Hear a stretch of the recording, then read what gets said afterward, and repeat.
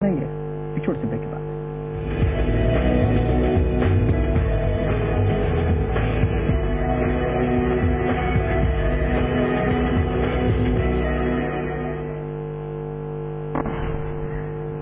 अब छुट्टी ले। छुट्टी। हाँ। डन। कोई मीटिंग नहीं? अरे ये मीटिंग ज्यादा इंपॉर्टेंट है। पूजा आज लंच बाहर। आर्या विशेष यू ईद मुबारक। ईद छुट्टी के दिन छुट्टी लेने के लिए थैंक यू।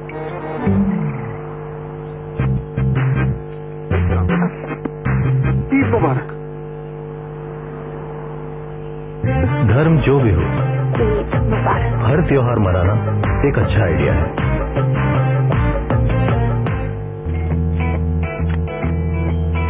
नेहा, क्या हुआ? कुछ नहीं। I quit. ये क्या किया तुमने?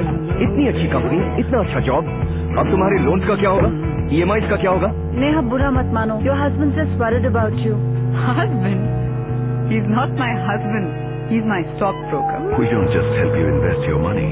At Nirmal Bank, it's a relationship beyond broking. BP, one of the world's leading energy companies, has a 100-year relationship with India. Now, there is new energy in this partnership. With 40,000 crore rupees invested in lubricants, petrochemicals, oil and natural gas, we are the largest international energy company here. We will continue to develop talent, deploy advanced technologies, and safely deliver energy.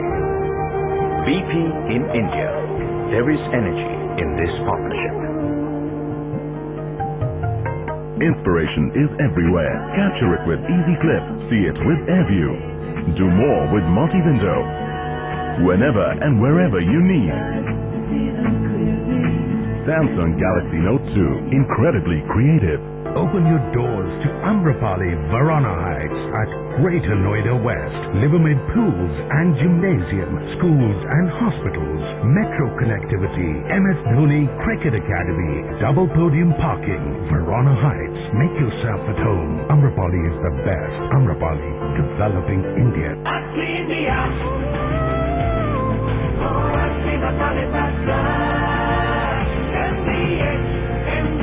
यही है असली India.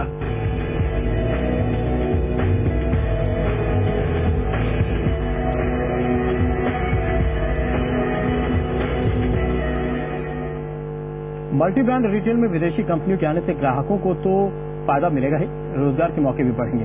विदेशी retailers बड़े size के store खोलेंगे जिन्हें चलाने के लिए भारी संख्या में लोगों की जरूरत भी होगी। मल्टी ब्रांड रिटेल देश में ऑर्गेनाइज्ड सेक्टर में रोजगार का सबसे बढ़िया जरिया साबित हो सकता है। इंडस्ट्री अनुमानों के मुताबिक 10 साल में रिटेल सेक्टर में करीब 1 करोड़ रोजगार के मौके पैदा होंगे। करीब 40 लाख लोगों को सीधे रिटेल सेक्टर से नौकरी मिलेगी, जबकि 50 से 60 लाख लोगों को अप्रत्यक्ष तौर पर काम मिलेगा। जैसे वॉलमार्ट 30 करोड़ की आबादी वाले अमेरिका में 14 लाख लोगों को रोजगार देता है। अगर अमेरिका की ही तर्ज पर उतनी ही संख्या में भारत में स्टोर्स खोलता है तो कम से कम 56 लाख लोगों को रोजगार मिलेगा।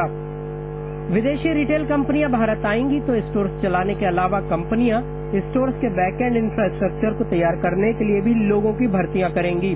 स्टोर्स बनाने के अलावा कोल्ड स्टोरेज बनाने, सड़कें बनाने, रिटेल ऑपरेशंस के लिए हार्डवेयर, सॉफ्टवेयर तैयार करने और इलेक्ट्रॉनिक कैश रजिस्टर्स बनाने के लिए भी कंपनियों को कर्मचारियों की जरूरत होगी।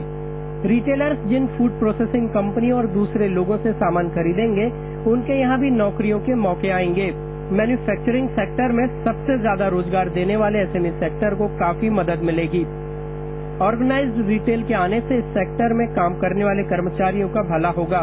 रिटेलर्स जिन कर्मचारियों की भर्ती करेंगे या जिन कंपनियों से उनकी सोर्सिंग करेंगे, उन्हें बेहतर सैलरी मिलेगी। छोटे पद पर काम करने वाले कर्मचारियों को भी सैलरी के साथ साथ health insurance, life insurance, provident fund और दूसरी सोशल सिक्योरिटीज की सुविधाएं भी मिलेंगी। अमोल जेठ है, जी बिजनेस, मुंबई। दरअसल रिटेल में एफडीआई आती है तो बेहतर इंफ्रास्ट्रक्चर भी बनेगा, सप्लाई चेन भी सुधरेगी, बेहतर बैकएंड ऑपरेशन होंगे। वो ऐसा इसलिए होगा क्योंकि एफडीआई में कुछ शर्तें हैं। इन शर्तों के मुताबिक कम से कम 50% जो निवेश है वो बैकएंड ऑपरेशन और इंफ्रास्ट्रक्चर पर ही करना होगा। उत्तर प्रदेश में गाजियाबाद जिले का सिंगौली गांव कहने को दिल्ली शहर से महज 55 किलोमीटर दूर, लेकिन इस गांव की हालत भी देश के किसी दूर दराज इलाके के गांव जैसी है। जब गांव ऐसे है तो भला किसान कैसे अलग होंगे। साधु राम गांव के अपने खेत में ही सब्जी उगाते हैं। दिन में कम से कम एक बार खेतों के चक्कर लगाते हैं। खुश होते हैं गोभी की उपज देखकर, लेकिन ये खुशी लंबे वक्त तक नहीं रहेगी। उन्हें पता है कि जब तक ये माल बाजार पहुंचेगा, आधा माल बर्बादी की भेंट चढ़ जाएगा। मंडी में केवल 70% गोभी ही बेच पाएंगे। बाहर जाएंगे और मंडी में लगती है, बिकती है, और जो बकाया बच जाती है वो फिर जाती है। कम से कम 4 कुंटल में 1 कुंटल बर्बाद हो जाती है। फिर बाकी 30% गोभी कहाँ जाएगी? वो नहीं बिकेगी। वो इसलिए इसमें भी बची हुई सब्जी कोल्ड स्टोरेज कैपेसिटी नहीं होने के कारण सड़ेगी और उससे कोई लेने वाला भी नहीं होगा। सिंगौली गांव के बाकी किसानों की हालत भी इससे जुदा नहीं है। कोई नहीं लेता, फेंक देते हैं, नहीं बिकती ये थी। अब साधुराम जैसे किसानों की किस्मत पलट सकती है। रिटेल में एफडीआई निवेश खोल देने से कंपनियां स्टोरेज कैपेसिटी व्यापक पैमाने पर तैयार करेंगी। फलों, सब्जियों और अनाज का पर्याप्त भंडारण किया जा सकेगा। देश में हर साल 200 मिलियन मीट्रिक टन सब्जी और फलों का उत्पादन होता है, लेकिन कोल्ड स्टोरेज कैपेसिटी मात्र 23 मिलियन मीट्रिक टन है। सालाना खपत करीब 125 मिलियन मीट्रिक टन होता है और कोल्ड स्टोरेज कैपेसिटी नहीं होने के कारण करीब 50 मिलियन मीट्रिक टन फल और सब्जी सड़ जाते हैं। अनाज का किस्सा इससे अलग नहीं है। रिकॉर्ड उत्पादन के बावजूद भारत के पास अनाज रखने के पुख्ता इंतजाम नहीं है। भारत में 2011-12 में 246 मिलियन मीट्रिक टन अनाज का उत्पादन हुआ, जबकि वेयरहाउस स्टोरेज कैपेसिटी केवल 108 मिलियन मीट्रिक टन की है। कुल उत्पादन में से करीब 45 मिलियन मीट्रिक टन अनाज सड़ जाता है। इंफ्रास्ट्रक्चर नहीं है। हमको मानना चाहिए कि हमें हमारी जो लॉजिस्टिक्स है, हमारी जो वेयर हाउसिंग है, हमारी जो एग्रीगेशन है फ्रूट्स को, वेजिटेबल्स को इकट्ठे करने की, वो हमारे पास ना टेक्नोलॉजी है, ना नो हाउ है, ना हमारे पास हिम्मत है। तय है कि विदेशी निवेश बुनियादी सुविधाओं में इजाफा करेंगे। इससे वेयरहाउस और कोल्ड स्टोरेज में निवेश बढ़ेगा, जाहिर है तादाद बढ़ेगी। ट्रांसपोर्टेशन बेहतर होगा तो सप्लाई चेन में सुधार आने की उम्मीद है। अनाज, फलों और सब्जियों के बेहतर भंडारण से बर्बादी कम होगी, लिहाजा प्रोडक्ट की कीमतों में गिरावट भी देखने को मिल सकती है। एसोचैम के एक सर्वे के मुताबिक अगले 5 सालों में देश में करीब 10 million metric ton storage capacity और 25 million metric ton warehousing की जरूरत है। हर साल लाखों टन सब्जियां और अनाज उपभोक्ता के हाथों तक पहुंचने से पहले ही खराब हो जाते हैं। रिटेल में एफडीआई आने से इंफ्रास्ट्रक्चर बढ़ेगा और इसका फायदा उपभोक्ता को ही होगा। असीम मंचंदा, जी बिजनेस, दिल्ली। दरअसल मल्टी ब्रांड रिटेल में विदेशी रिटेल कंपनियों के आने के साथ मौजूदा रिटेलर्स का भी फायदा होगा। विदेशी रिटेलर्स आएंगे तो घरेलू रिटेलर्स के साथ साझेदारी कर बाजार में उतर भी पाएंगे। विदेशी रिटेलर्स के आने से कंज्यूमर्स के साथ साथ मौजूदा रिटेलर चेन्स को भी फायदा पहुंचेगा। विदेशी रिटेल कंपनियां आएंगी तो लंबी मियाद के लिए सेक्टर में पूंजी आएगी। कई मौजूदा रिटेलर्स पैसों की तंगी की वजह से कारोबार विस्तार नहीं कर पा रहे हैं। कई रिटेलर्स ऐसे हैं जिन्होंने विस्तार के लिए कर्ज के जरिए पैसे तो जुटाए हैं, लेकिन अब वो दिक्कत में है। जैसे फ्यूचर ग्रुप की कंपनी पेंटालून रिटेल पर करीब 4000 करोड़ रुपए, विशाल रिटेल पर 700 करोड़ रुपए, फूटॉन्स रिटेल पर 600 करोड़, शॉपर स्टॉप पर 450 करोड़ और प्रोवोक पर 100 करोड़ रुपए का कर्ज है। विदेशी रिटेलर्स इन कंपनियों में हिस्सेदारी लेकर उन्हें फिर से पटरी पर ला सकते हैं। फंड से काफी जरिए खुल जाएंगे। ये अकेला जरिया नहीं खुले तो बस फंड से काफी जरिए खुलेंगे। आप देखो इस तरह का चीज आपने ऑटो इंडस्ट्री में देखा है, आज से 15 साल पहले क्या था और आज क्या है। आप टेलीकॉम इंडस्ट्री में देख रहे हो, तो मुझे लगता है कि इसी तरह का इम्पैक्ट जो रिटेल इंडस्ट्री में भी देखने को मिलेगा। बड़े रिटेलर्स के आने से नई घरेलू कंपनियां भी रिटेल कारोबार में उतर सकती हैं, क्योंकि कई कंपनियां जो रिटेल में उतरना चाहती हैं पर मुनाफे में लंबा वक्त लगने और भारी पूंजी निवेश की वजह से हिम्मत नहीं जुटा पा रही है। विदेशी रिटेलर्स के आने से मौजूदा रिटेल चेन भी कॉम्पिटिटिव होंगे और ग्राहकों को फायदा मिलेगा। ये भी मुमकिन है कि मौजूदा रिटेलर्स अपनी रणनीति बदलें और विदेशी कंपनियों की तरह बड़े और स्पेशलाइज्ड कैटेगरी के फॉर्मेट भी खोलें। जो रिटेलर्स लंबे समय से कारोबार में फंसे हैं और उन्हें अब तक निकलने का मौका नहीं मिल रहा है, वो अब एग्जिट कर पाएंगे। जो पॉजिटिव स्टेप लिया गया है, अगर 51 पे अलाउ किया है मेरे हिसाब से इंडियन कंपनीज को पूरा बेनिफिट मिलेगा इसका, बिकॉज अगर आप इनसे पार्टनर कर लेते हो तो I think it will be obviously this sort of expertise they bring, the sort of knowledge they bring, मेरे हिसाब से it will be a game changer for most of us. विदेशी रिटेलर्स आएंगे तो पूंजी के साथ साथ नई तकनीक भी लाएंगे। नई तकनीक आने से रिटेल सेक्टर में एफिशिएंसी भी बढ़ेगी। उत्कर्ष चतुर्वेदी, जी बिजनेस, मुंबई। हमारे साथ हमारे तीनों खास मेहमान इस वक्त बने हुए हैं। आरसी अग्रवाल साहब, आपको लगता है वास्तव में विदेशी कंपनी आएंगी तो आप जैसे रिटेल स्टोर को फायदा इसका मिलेगा?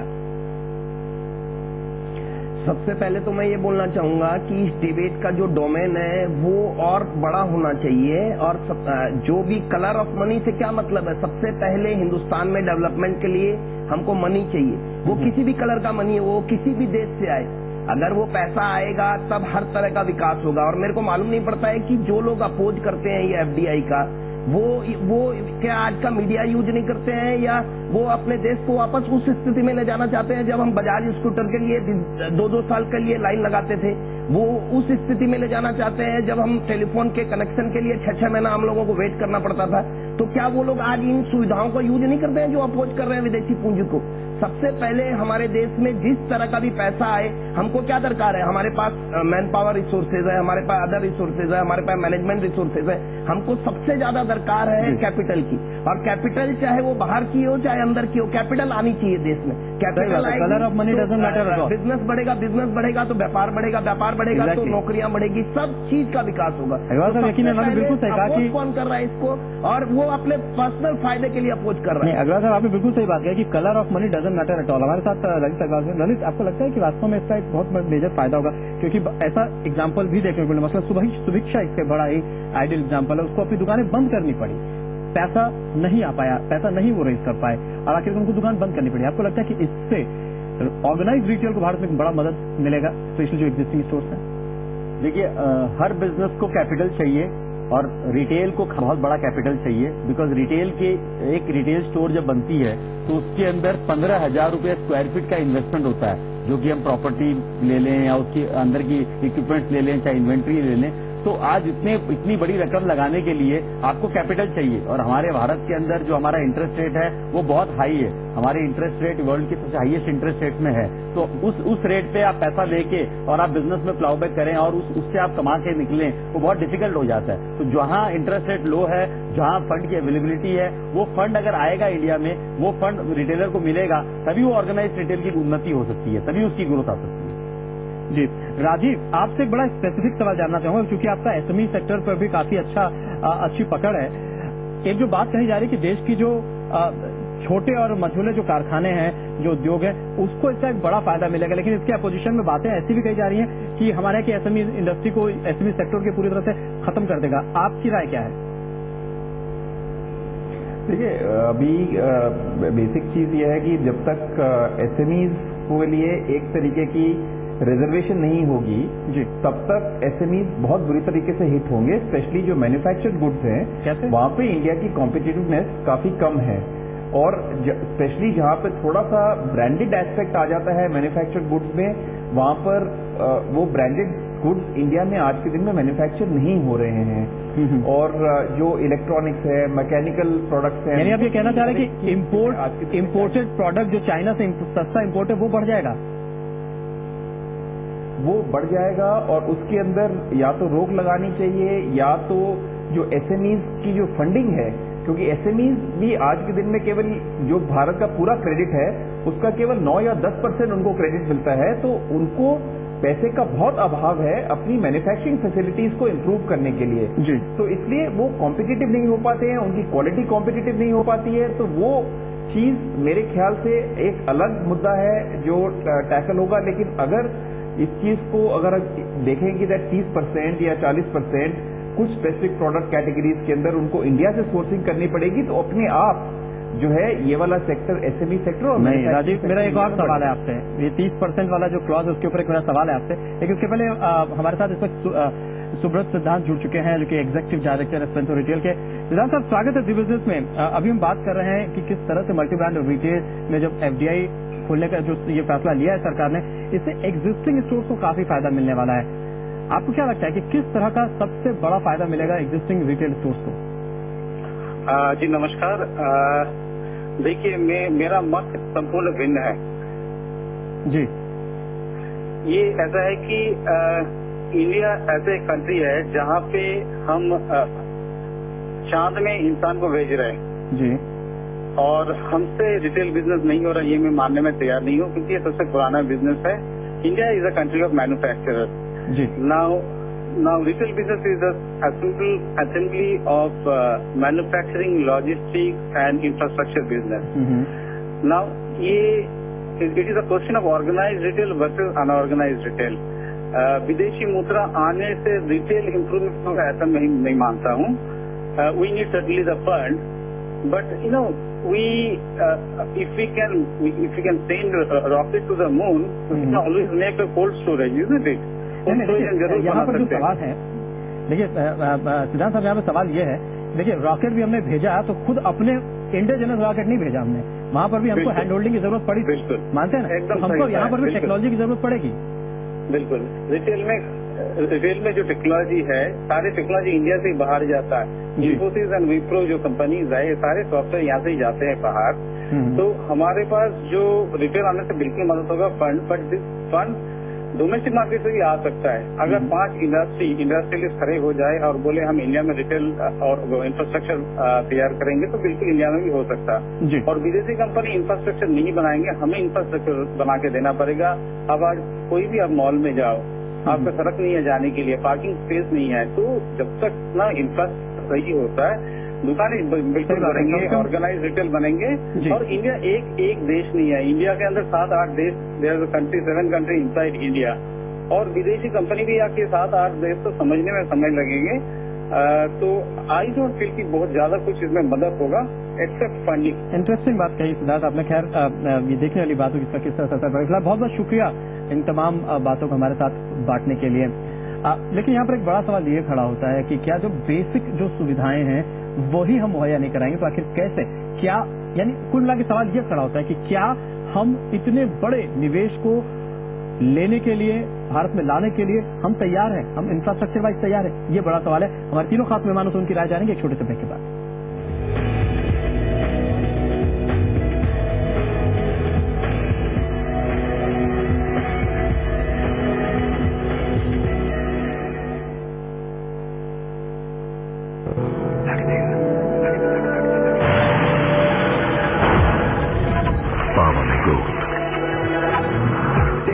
स्पेस में गोल्ड, चलने में गोल्ड, पेश नया टाटा सुमो गोल्ड, इसका नहीं कोई तोड़। राज, अब छुट्टी ले। छुट्टी? हाँ। डन। कोई मीटिंग नहीं? अरे ये मीटिंग ज्यादा इम्पोर्टेंट है। पूजा, आज लंच बाहर। आर्या विशेष यू मुबारक। ईद छुट्टी के दिन छुट्टी लेने के लिए थैंक यू।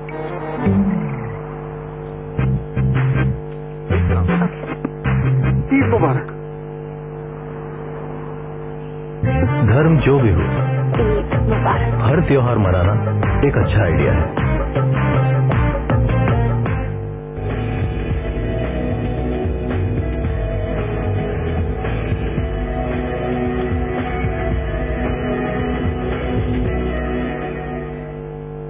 बड़े शहरों में भले ही ग्राहक वॉलमार्ट से खरीदारी करने के लिए उत्साहित हो, लेकिन बड़े शहरों में वॉलमार्ट स्टोर की शुरुआत नहीं होने वाली। वॉलमार्ट के बिजनेस मॉडल के हिसाब से उनके स्टोर बड़े साइज के होते हैं। इतनी जमीन देश के बड़े शहरों में मिलना भी मुश्किल है, और अगर ली भी जाएगी तो इतनी एक्सपेंसिव होगी कि वो उनके कॉस्ट में फिट नहीं बैठेगी।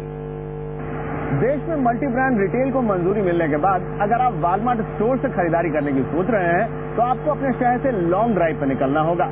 वॉलमार्ट स्टोर शहर के बाहर खोले जाएंगे। जरा सोचिए, इस फुटबॉल ग्राउंड में हजारों लोग शॉपिंग कर रहे हैं। ये सोचना भी शायद थोड़ा अजीब लगता है, लेकिन वॉलमार्ट के एक स्टोर का आकार फुटबॉल ग्राउंड या उससे ज्यादा होता है। मल्टी ब्रांड रिटेल में एफडीआई को मंजूरी मिलने के बाद भारत में भी फुटबॉल ग्राउंड जितने बड़े स्टोर्स की बात सच होने जा रही है। स्टोर, वेयरहाउस, पार्किंग लॉट को मिलाकर वॉलमार्ट स्टोर 1 लाख से 2.5 लाख वर्ग फुट के होते हैं। इसमें वॉलमार्ट एक्सप्रेस स्टोर का औसत आकार 1,08,000 वर्ग फुट और वॉलमार्ट सुपर सेंटर का साइज 1,87,000 वर्ग फुट होता है। जो लिमिटेड स्पेस अवेलेबल है इस समय, उसका रेंट इतना ज्यादा बढ़ चुका है कि कस्टमर उसको अफोर्ड नहीं कर सकता।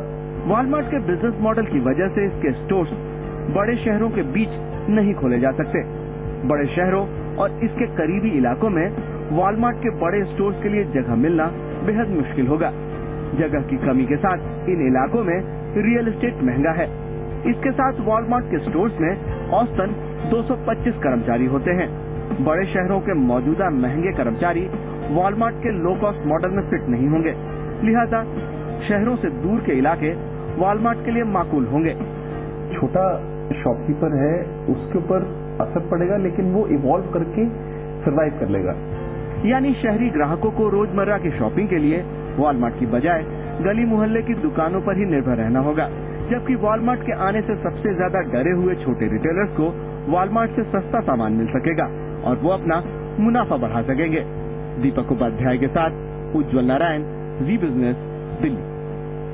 रिटेल में विदेशी निवेश की मंजूरी के बाद बड़े विदेशी रिटेल स्टोर्स भारत में अपनी दुकानें खोलने की कोशिश में तो जुट भी चुके हैं, लेकिन जिस तरह के बड़े स्टोर्स ये कंपनियां विदेशों में खोलती हैं, वो महंगे किराए के चलते भारत में थोड़ा मुश्किल जरूर हो सकता है।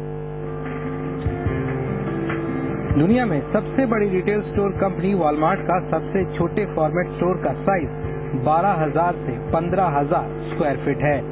इतने छोटे साइज का स्टोर वॉलमार्ट ने पहली बार शुरू किया है। दरअसल घनी आबादी वाले शहरों में घर के सामान की जरूरतों के हिसाब के तहत ये छोटा स्टोर खोला गया है। इससे पहले वॉलमार्ट के किसी भी स्टोर का साइज कम से कम 20 से 40,000 स्क्वायर फीट होता था। इसी तरह दुनिया की दूसरी बड़ी कंपनियां टेस्को, कैरिफोर और मेट्रो के बड़े स्टोर्स भी बड़े साइज के स्टोर्स के लिए जाने जाते हैं। एक बड़ा रिटेलर कहीं पर खुलता है तो उसको कम से कम नहीं तो 3 से 4,000 रुपया पर स्क्वायर फीट का एक्स्ट्रा खर्चा आ जाता है to maintain, to do up etcetera. फिर उसको आदमी चाहिए होते हैं, फिर बहुत बड़ा बैकएंड उसका होता है, तो कॉस्ट ऑफ मैनेजमेंट बहुत हाई है। दरअसल अमेरिका और यूरोपीय देशों में रिटेल कंपनियां लागत कम करने के लिए छोटे स्टोर्स की बजाय बड़े स्टोर्स को ध्यान में रखती है। रिटेल कंपनियां लागत कम करने के लिए अपने स्टोर शहर से कम 10 किलोमीटर दूरी पर खोलते हैं। इससे शहर के भीतर माल पहुंचाने की उनकी लागत कम होती है।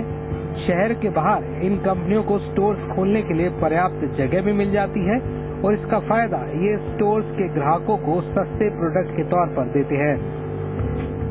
ये फार्मर के पास कोई उपाय नहीं कि अपनी जो भी मतलब औने पौने दाम में जो उसको मिलता है, ये जो मंडी में लोग बैठे हुए हैं ये सारा मुनाफा कमाते हैं। कोई भी जाके चेक कर ले कि वे फार्मर को क्या प्राइस मिल रही है और कस्टमर क्या प्राइस लेता है जब शहर में। जानकारों के मुताबिक जिस तरह का खतरा इन स्टोर्स को छोटे स्टोर्स के लिए बताया जा रहा था, ऐसा नहीं है, क्योंकि जिस दूरी पर ये स्टोर्स होते हैं उससे पड़ोस की दुकानों की जरूरतों पर असर नहीं आएगा। दीपक उपाध्याय, जी बिजनेस, दिल्ली। राजीव, क्विकली आपसे जानना चाहेंगे, जो आपसे थोड़ी देर पहले बात हो रही थी एसएमई के लिए आपने कहा कि अगर कोई खास प्रोविजन नहीं होगा तो कुछ फायदा होने वाला नहीं है, लेकिन अगर 30% क्लॉज जिसका मेंशन किया गया था, देखिए आईटीआई ने आने से पहले उसका विरोध करने लगी तो उसको भी वहां पर नॉर्म्स चेंज कर दिए गए। पहले मैंडेटरी था, अब उसको ऑप्शनल कर दिया है। तो अब वैसे भी अगर ये इस तरह के क्लॉज रखे जाएंगे तो ये WTO के नियमों के भी खिलाफ हो जाएंगे, तो आखिर कैसे पॉसिबल होगा? देखिए मतलब जो नॉर्म्स हैं वो इस तरीके से बनाए जा सकते हैं कि अगर आपकी एक कंपल्शन है कि दैट आपको लोकल मैन्युफैक्चरिंग इंडस्ट्री को बढ़ावा देना है तो डिफरेंट तरीके से भी आप कर सकते हैं। आप अगर एक पर्टिकुलर इंपोर्ट परसेंटेज से ज्यादा है तो आप इंपोर्ट लगा सकते हैं। आज के दिन के अंदर भी कई स्टेट्स एंट्री टैक्सेस लगा ही रही हैं ताकि एक स्टेट से दूसरी स्टेट के अंदर मतलब आप नहीं मटेरियल को आसानी से भेज पाएं। तो मेरे ख्याल से देखिए एसएमई और मैन्युफैक्चरिंग सेक्टर को इंडिया में बढ़ावा देने की बहुत ही ज्यादा जरूरत है, बिकॉज अगर इंडिया मैन्युफैक्चरिंग के बेस पे अपनी पॉपुलेशन को खुद नहीं सर्व करता है और बाहर से ही माल आकर के सर्व होता है, क्योंकि आज के दिन में वहां की फैक्ट्रीज बड़ी हैं, एफिशिएंट है, तो we will be doing a big disservice. तो जो भी हमने एफडीआई खोलनी है जरूर वेलकम है, लेकिन अपनी टर्म्स पे खोलनी चाहिए। आरके अग्रवाल साहब, क्या आपको लगता है कि हम वास्तव में एफडीआई को वेलकम करने की स्थिति में है इंफ्रास्ट्रक्चर वाइज? एकदम वेलकम करना चाहिए और कम से कम कंडीशंस लगानी चाहिए कि कंडीशंस कभी भी बिजनेस में काम नहीं आती है। कंडीशंस क्या है, आज कोई भी रिटेलर आएगा और उसको आप बोलेंगे कि भैया जो माल आपको बाहर से 2 रुपया कॉस्टिंग पड़ता है इंपोर्ट करने में और वो आप यहाँ से 3 रुपए में खरीदो, तो वो कभी नहीं खरीदेगा। तो अपनी मैन्युफैक्चरिंग इंडस्ट्री को भी कम्पिटिटिव बनाइए, जो कि है कम्पिटिटिव। आज हम जो भी गारमेंट वगैरह बेचते हैं वो हिंदुस्तान का ही लेके बेचते हैं। हम जो भी प्रोडक्ट बेचते हैं ज्यादातर हिंदुस्तान का ही बेचते हैं। बात को बिल्कुल समझा था, लेकिन कुछ तो प्रोटेक्शन लेंगे ना, वगैरह सब सस्ता पड़ता है। कुछ तो प्रोटेक्टिव मैकेनिज्म के ऊपर आपको काम करना पड़ेगा ना, नहीं तो हमारी जो घरेलू इंडस्ट्री तो खत्म ही हो जाएगी, जो अमेरिका और यूरोप में हुआ है। ऐसी कोई बात नहीं है। हिंदुस्तान का मैन्युफैक्चरिंग इंडस्ट्री जो कॉस्टिंग है वो आज भी वर्ल्ड वाइड आज भी हिंदुस्तान से बहुत बड़ा निर्यात हो रहा है हमारे गारमेंट इंडस्ट्री में, या बहुत सारे कंज्यूमेबल गुड्स है जो यहाँ से निर्यात हो रहे हैं। बहुत ही क्विक वर्ड ललित अग्रवाल साहब आप कर रहे हैं, आपको लगता है कि हम वास्तव में तैयार इंफ्रास्ट्रक्चर वाइज? देखिए, हम एकदम इंफ्रास्ट्रक्चर तैयार हैं, लेकिन एफडीआई के लाने से कुछ एक रेगुलेशंस, कुछ एक चीजें हमें और लानी पड़ेगी, कुछ कैविएट्स और लाने पड़ेंगे। हमें मोनोपोलिस्टिक ट्रेड प्रैक्टिसेस जो है एमआरटीपी एक्ट को और स्ट्रिंजेंट बनाना पड़ेगा, कंपटीशन कमीशन को और ज्यादा काम करना पड़ेगा। उन सब चीजों को मद्देनजर रखते हुए कुछ चीजें जो हमारे को जो डर है कि हमारी एसएमई इंडस्ट्री अगर हो सकता है कि उस पर प्रभाव पड़ेगा, तो हमारे कस्टम्स है उसको सेफगार्ड करने के लिए हमारे यहाँ अलग अलग तरह के रूल्स आज भी एग्जिस्ट करते हैं। एंटी डंपिंग ड्यूटी आज भी हमारे यहाँ है, तो कल भी उसको भी हम अपने फाइनल वे से उसको कंट्रोलिंग मैकेनिज्म के रूप में बना। यही है कि अग्रवाल साहब की नियम तो जरूरत से ज्यादा यहाँ पर है ही, लेकिन वो नियम का इम्प्लीमेंटेशन उतना तगड़ा नहीं है, इस वजह से इसका फायदा लोग उठा लिया। बहरहाल ये देखना होगा कि वास्तव में हम क्या एफडीआई को वेलकम करने की स्थिति में हैं। लेकिन एक बात तय है कि एफडीआई खोलेगा जो सरकार का फैसला है, इससे कम से कम एज एन इंड कंज्यूमर हमें और आपको इसका सीधा फायदा मिलेगा, और सबसे ज्यादा फायदा देश के 1200 मिलियन किसानों को मिलेगा जो कि इसके ऊपर निर्भर हैं। इसी के साथ हमारी खास स्पेशल को फिलहाल यहीं पर खत्म करेंगे। राजीव कारवाल, आरती अग्रवाल साहब, ललित अग्रवाल साहब, बहुत बहुत शुक्रिया आप सभी का इस खास चर्चा में हमारे साथ शामिल होने के लिए। नमस्कार।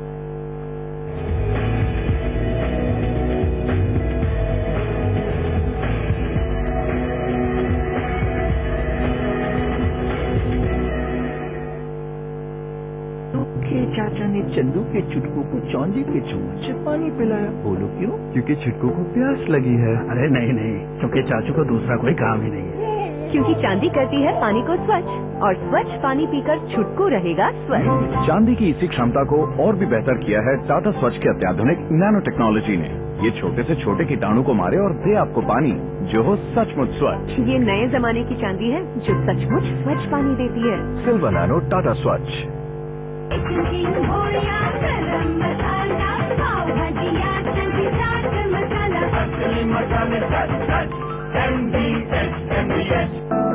But the world is not permitted to intrude, where every detail has been crafted for your comfort, where memory is the privilege of a few.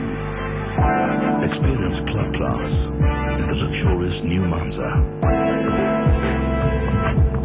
Italian leather seats, touchscreen multimedia navigation, automatic climate control, and a refined 90 PS engine. Monza, the Club Class sedan.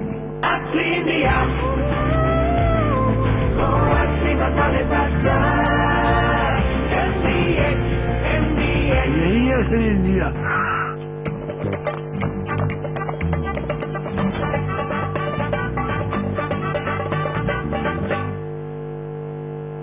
जिंदगी में अक्सर इंतजार करना पड़ता है, पर अपने सपनों के घर के लिए तो इंतजार मत कीजिए।